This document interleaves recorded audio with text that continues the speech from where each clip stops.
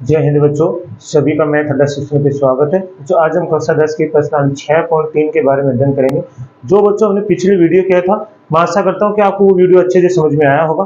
तो आगे क्लास को स्टार्ट करने से पहले आप सभी बच्चों से निवेदन है कि आप मैथ अड्डा शिक्षण के चैनल को सभी बच्चे सब्सक्राइबर कर लेंगे, शेयर करेंगे, लाइक करेंगे, कमेंट करेंगे। जो बेल आइकन वाला घंटा बच्चों उसे अवश्य प्रेस करना है ताकि आने वाला नोटिफिकेशन सबसे पहले बच्चों आप प्राप्त कर सके और क्लास का आनंद उठा सके। तो चलो बच्चों, आज इस प्रश्नावली को हम समाप्त करते हैं। तो सभी बच्चे बोर्ड की तरफ ध्यान देंगे। तो देखिए क्वेश्चन नंबर 15। तो क्वेश्चन नंबर 14 तक हम पिछले वीडियो में कर लिया था, तो मैं आशा करता हूं कि आप सभी को अच्छे से समझ में आया होगा। देखिए, लंबाई 6 मीटर वाले एक ऊर्ध्वाधर स्तंभ की भूमि पर छाया की लंबाई 4 मीटर है, जबकि उसी समय एक मीनार की छाया की लंबाई 28 मीटर है। मीनार की ऊंचाई ज्ञात कीजिए। देखो, एक तो ऊर्ध्वाधर स्तंभ है और एक मीनार है। तो भाई जैसे मान लो ऊर्ध्वाधर, ये जो खड़ी होती है ना लाइन, इसे बोलते हैं ऊर्ध्वाधर। ये ऊर्ध्वाधर है क्या स्तंभ, इसकी छाया पड़ेगी तो छाया कहां पड़ेगी? इसके पैरों में, मतलब नीचे की तरफ, तो ये छाया होगी। तो इसने पूछा, कहा कि ऊर्ध्वाधर इसकी 6 मीटर ऊर्ध्वाधर वाले स्तंभ, इसकी लंबाई कितनी है? 6 मीटर है, और इसकी छाया की लंबाई कितनी है? 4 मीटर है। ठीक है, तो मिला दो इसे। अब आप देख रहे हो, जब भी ऊर्ध्वाधर स्तंभ हो या मीनार हो तो वो हमेशा 90 डिग्री के कोण पे खड़ी होती है। किस पे? 90 डिग्री पे। नाम दे देते हैं पी क्यू आर। फिर ऐसे बोला कि एक मीनार है, मीनार की छाया दे रखी है आपको, तो मीनार बना दी हमने। इस मीनार की छाया दे रखी है आपको कितनी? 28 मीटर। ये कितनी है? 28 मीटर है। आपको पूछा गया है इस मीनार की ऊंचाई ज्ञात कीजिए। क्या ज्ञात करनी है? ऊंचाई। A B C. आपको इस मीनार की ये ऊंचाई ज्ञात करनी है। तो ऊंचाई को हम लिख देते हैं एच से। एच मीटर होगी। तो सबसे पहले हम क्या करेंगे, मानेंगे कि माना,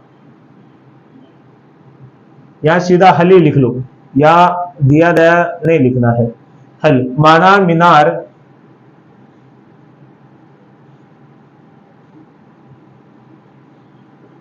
मीनार की ऊंचाई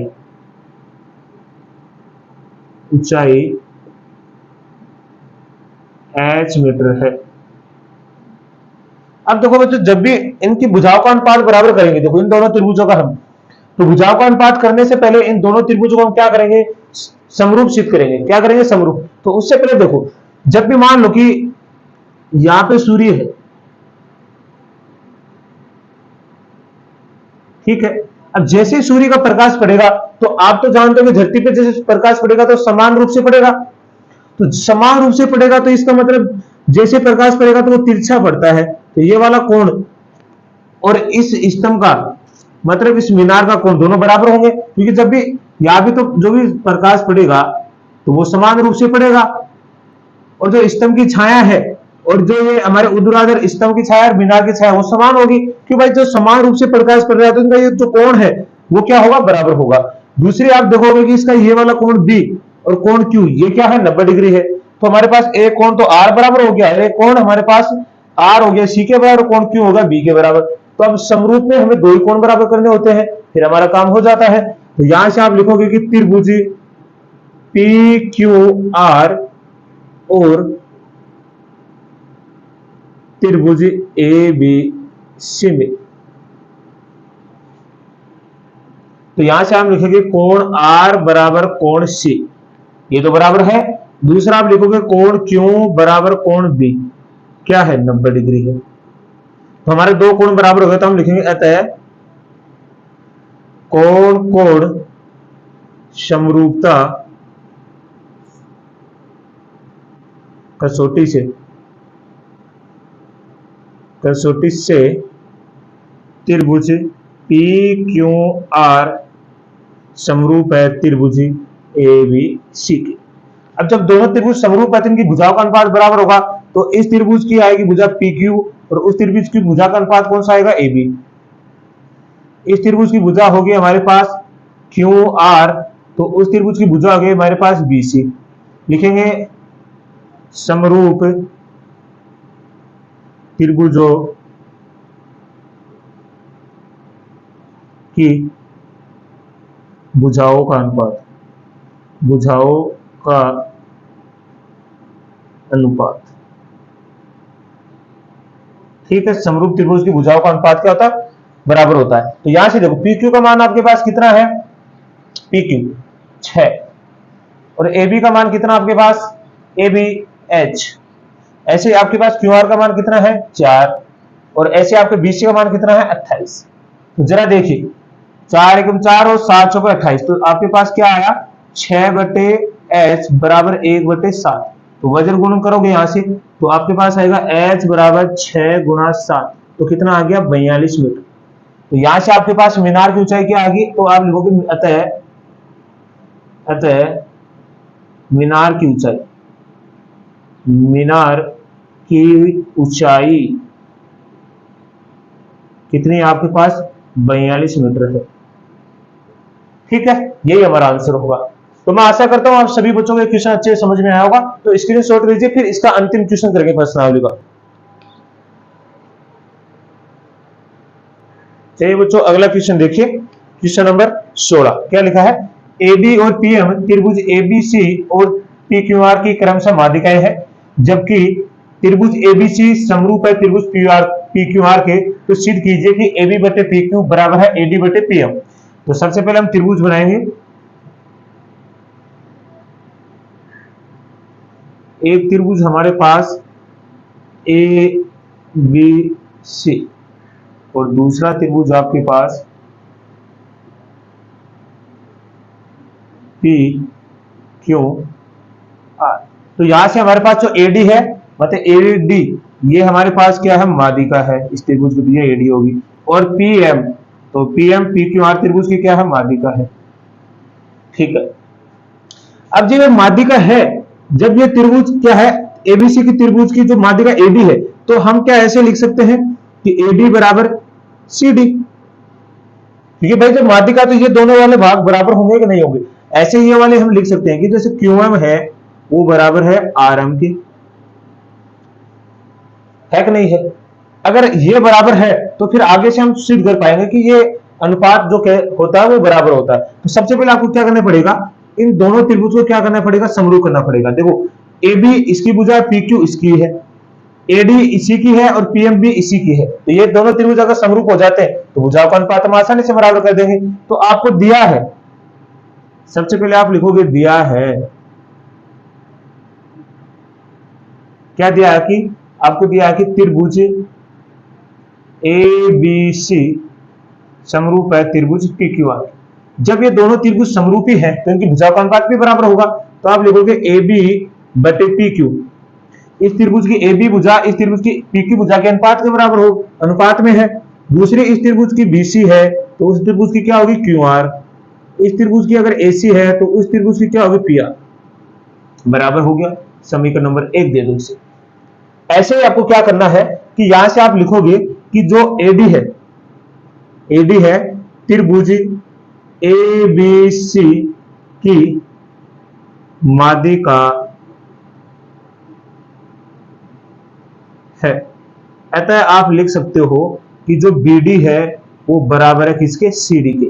इसको समीकरण नंबर दे दीजिए आप। तो ऐसे ही आप लिखोगे कि जो ये हमारे पास PM है वो त्रिभुज PQR की माध्यिका है। तो आप लिखोगे अतः QM बराबर है RM के। कोई दिक्कत आपको, इसको समीकरण नंबर दे दीजिए आप 3। तो सिद्ध क्या करना है आपको वो लिखिए कि आपको सिद्ध करना है या सिद्ध करना है। तो यहां से आप एक और क्या लिख सकते हो, इन त्रिभुज की भुजाओं का अनुपात बराबर करना है तो हम यहाँ पे क्या लिख सकते हैं, भाग भी हम भाग दे सकते हैं, फिर आगे लिख लेंगे, चलो वो कोई दिक्कत नहीं। सिद्ध करना आपको कि AB बटे PQ बराबर है AD बटे PM की। रचना तो करनी नहीं है, हमें सीधा ही उत्पत्ति करनी है, प्रूफ करना है। देखिए उससे पहले अब हमें क्या चाहिए, तो इस त्रिभुज की भुजा AB PQ के अनुपात में आ गई, चलेगा। दूसरा आपने एक चीज और नहीं लिखा बच्चों यहाँ पे, अगर ये दोनों त्रिभुज समरूप है तो इनके कोण भी बराबर कर दो कि कोण A बराबर है कोण P के, कोण ए बराबर है कोण पी के, कोण बी बराबर है कोण क्यू के, कोण बी बराबर है कोण क्यू के, और कोण सी बराबर है कोण आर के। इनको भी नाम दे देते हैं, इनको दे देते हैं 2, इनको दे देते हैं 3, इसको दे देते हैं 4, और इन वाले को थोड़ा दूसरा नाम दे देंगे, इनको दे देंगे 5 और इनको दे देंगे 6। ठीक है, इनकी भी आवश्यकता पड़ेगी हमें। अब देखिए, ये तो भुजा का अनुपात बराबर हो गया और एक हमने कोण बराबर कर दिया। अगर आप यहां से लेके ये वाली भुजा और इस वाले की ये भुजा का अनुपात भी अगर बराबर कर दो तो ये दोनों त्रिभुज क्या हो जाएंगे, समरूप हो जाएंगे। उसके लिए देखो क्या करोगे आप जरा ध्यान से देखिए कि जो BC है, सॉरी जो BC है उसका आधा भाग है कि ये BD, सॉरी क्या लिख रहा हूं मैं, कि जो हमारे पास जो BD है वो आधा है किसका, इस BC का। BC का आधा ही तो भाग है ना ये वाला, क्यों? तो आप बताओ कि चूंकि यहां पे हमारे पास जो BD है वो बराबर है CD के, इस कारण। और ऐसे आप लिखोगे कि जो हमारे पास QM है वो आधा है QR का, कारण आप बता दोगे क्योंकि QM है बराबर RM के। देखो हम कैसे, किस तरह ऐसा क्यों कर रहे हैं आप, तो देखो ये जो BC है, BC भुजाएं टोटल है, किन किन को मिलकर बनी है, BD प्लस CD।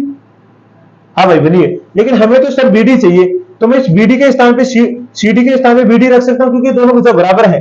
तो मैं ऐसे लिख सकता हूं कि BC बराबर BD प्लस BD। तो यहां से हो जाएगा, ये तो सर BC है, तो इधर क्या आएगा, BC बराबर 2BD।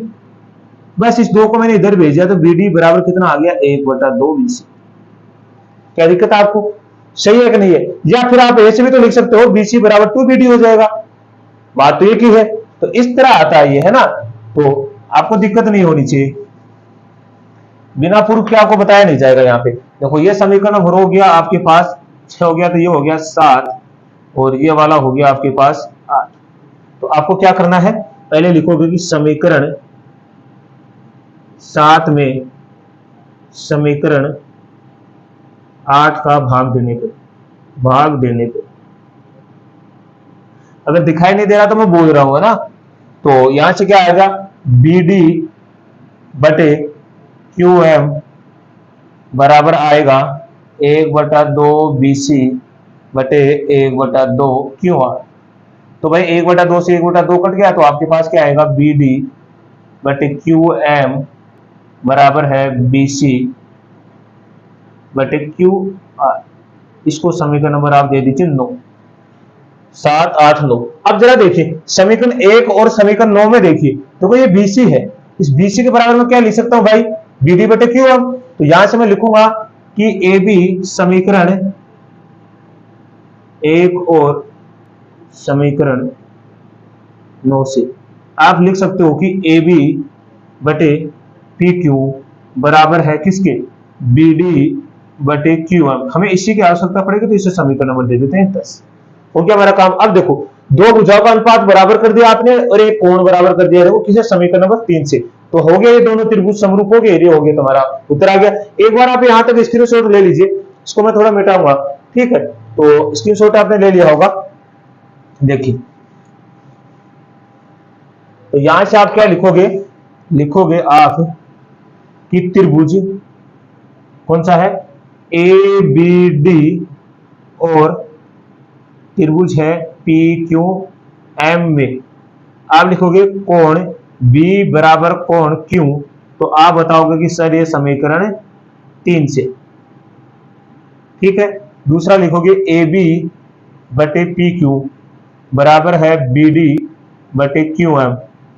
ये आपने क्यों बराबर किया, तो आप लिखोगे समीकरण 10 से।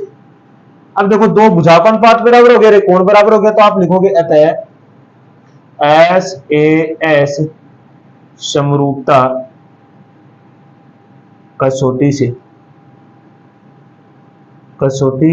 से त्रिभुज ABD समरूप है त्रिभुज PQM के, ठीक है। ये हमारा हो गया, अब दोनों त्रिभुज समरूप हो गए हैं, तो आप ध्यान से देखेंगे ये समरूप हो गए हैं, तो इन दोनों समरूप त्रिभुजों का अनुपात हमें दे रखा है, तो यहां से मैं इसको मिटा दिया। अब देखिए जरा, तो आप देखोगे तो यहां से आप लिखोगे अतः